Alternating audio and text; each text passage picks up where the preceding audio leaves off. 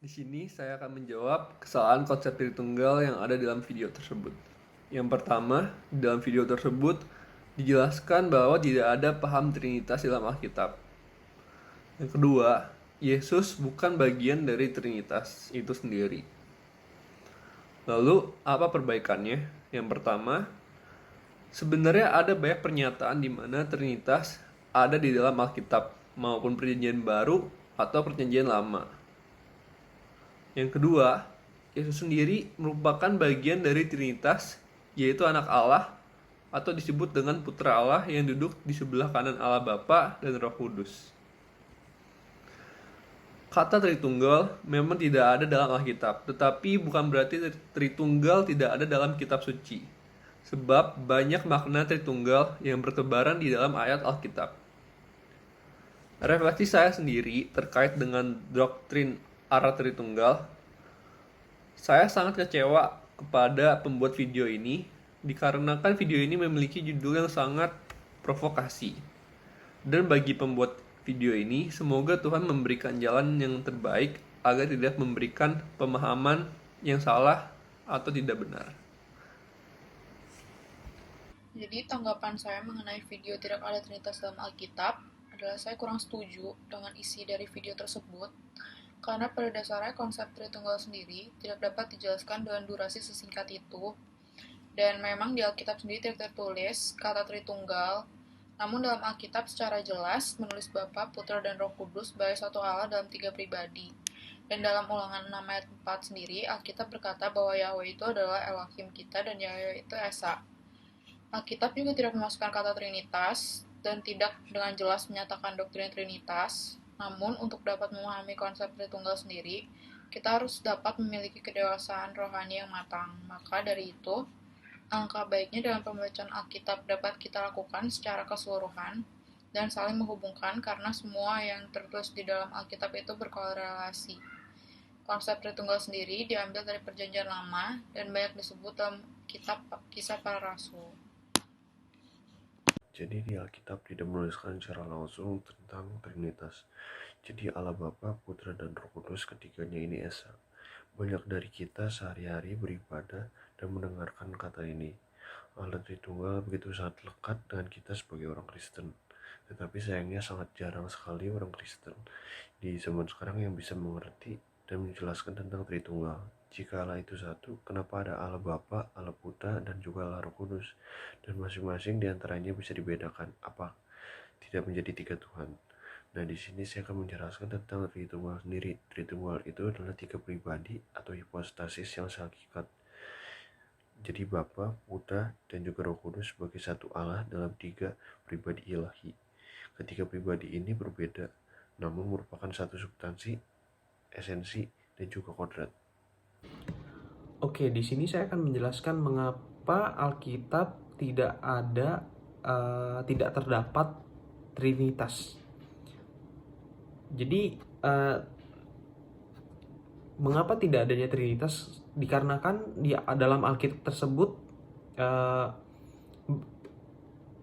memiliki makna lain, yaitu memberi kesaksian tentang kegiatan suatu pribadi Allah yang hanya didapat dan dipahami dari segi Trinitas saja.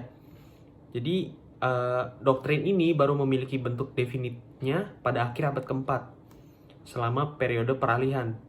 Dikemukakan beragam solusi tentatif baik yang lebih ataupun yang kurang memuaskan.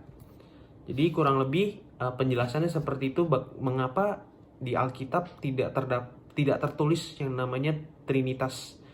Jadi diganti dengan memberikan kesaksian. Jadi kitab suci tersebut memberikan kesaksian. Selamat pagi Pak Heri, nama saya Jansen Julius dengan NIM 015412000117. Pada video kali ini saya akan memberikan tanggapan kepada video yang berjudul Tidak ada Trinitas dalam Alkitab.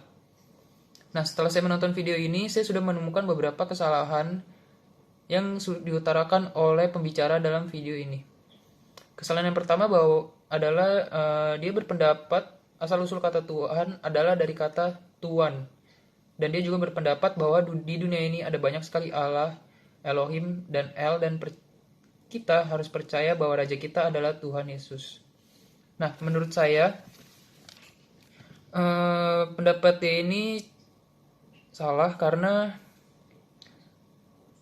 Tuhan sendiri ketika disalib sudah berbicara bahwa dia akan menyerahkan hidupnya kepada Allah. Yakni yang kita ketahui Allah adalah Bapa dari segala raja dan Bapa dari Tuhan Yesus itu sendiri. Jadi menurut saya pendapat dia bahwa ada banyak sekali Allah, Elohim, dan El di dunia ini adalah pendapat itu adalah salah. Kemudian dia juga berpendapat bahwa pengakuan Yesus sebagai Raja itu tidak penting untuk diucapkan dan untuk keselamatan, dan melainkan pengakuan Yesus sebagai Tuhan itulah yang akan menyelamatkanmu. Menurut saya pendapat dia ini juga salah, karena sebagai kita tahu bahwa kita ini adalah anak domba Allah dan juga kita adalah anak-anak Yesus, dan sebagai anak Yesus kita harus menghargai dan menghormati Yesus sebagai Bapa kita. Jadi pendapat dia bahwa pengakuan Yesus sebagai Raja itu tidak penting, menurut saya itu salah dan kurang menghormati Yesus sebagai Bapa kita.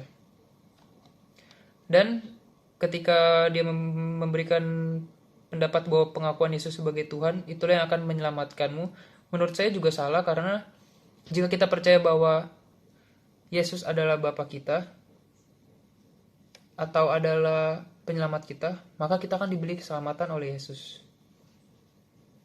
Dan di sini dia juga berpendapat bahwa kita harus mengakui Yesus adalah Tuhan dari segala Tuhan.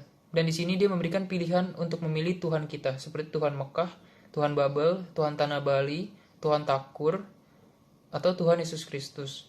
Menurut saya di sini sedikit kurang menghargai, karena semua orang Kristen tahu bahwa hanya ada satu Tuhan di dunia ini atau di alam semesta ini, dan hanya ada satu Allah di alam semesta ini.